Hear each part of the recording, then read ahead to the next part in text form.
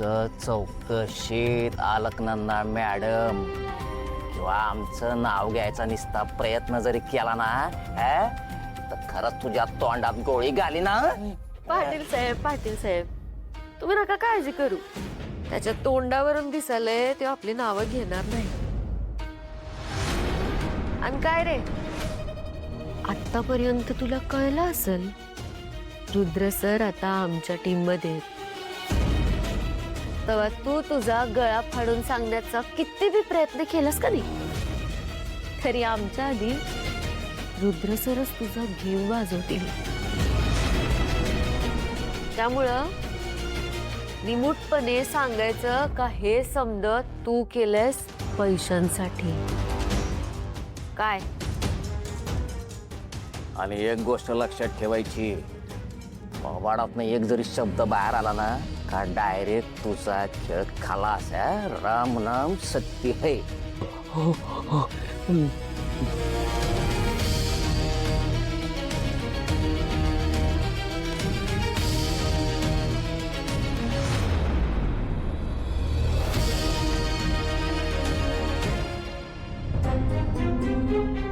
Hello hello. ऐक बापरे. अभी आप फ्री हो गए, आपको शराबी मैडम ने छुड़वाया.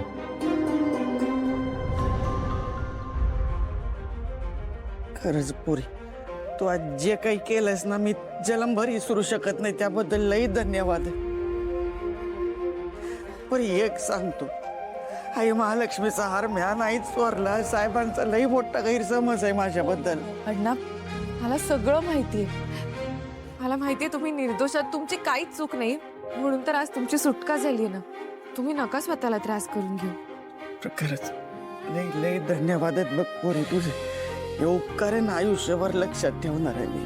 अण्णा बास. दौलतराव, मी जे काही केलं ते एक पोलीस ऑफिसर म्हणून कायद्याला धरूनच केलं.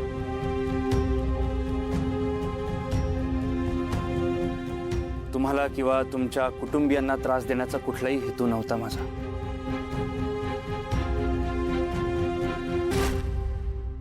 शुभंकर, पेपर साइन कर आणि वडिलांना घेऊन जा तुझ्या.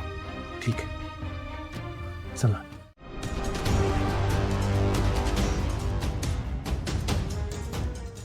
आपण नंतर जेऊ काय?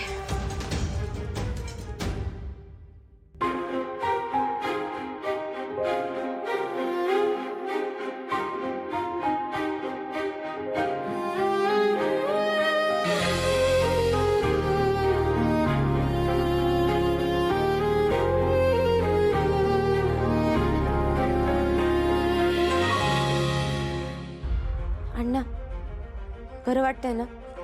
हाय. अहो तुम्ही कुठं आलायचा माहितीये का? आपल्या घरात देवाने आपलं ऐकलंय.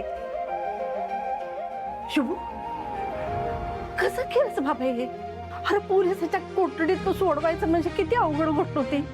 कसं काय केलंस?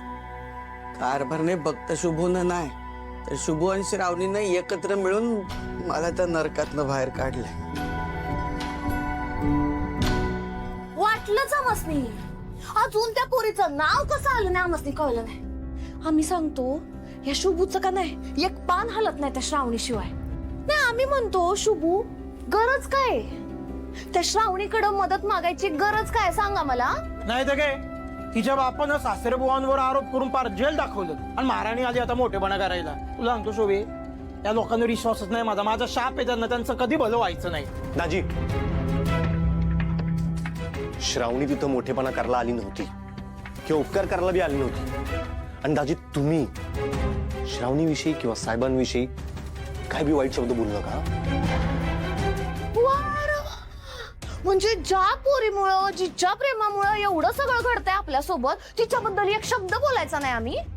शुभू तुझ्या आणि तिच्या लव्ह स्टोरी मुळे ना विश्वंभर साहेबांनी आम्हाला सगळ्यांना घराबाहेर काढलाय, आमच्यावर काढलाय तो राग.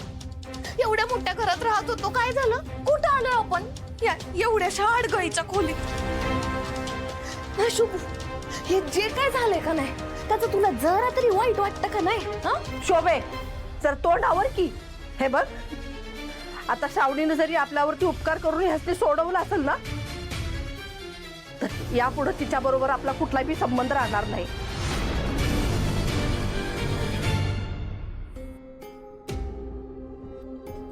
आई मला माहिती आहे माझ्यामुळे हे संकट ओढावले, माझ्यामुळे ही परिस्थिती आली याची मला जाणीव आहे. आज घरातले सगळेच तुम्ही इथं आहात. मी तुमच्या समोरच शपथ घेतो, मी त्या प्रेमाच्या वाट्याला पुन्हा कधी बी नाही जाणार.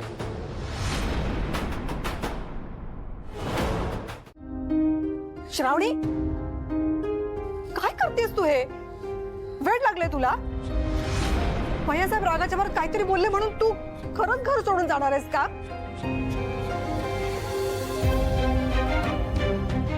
अगं श्रावणी, तुला तुझ्या आईची शपथ आहे, तू कुठेही जाणार नाहीयेस. मला जावं लागेल काकू.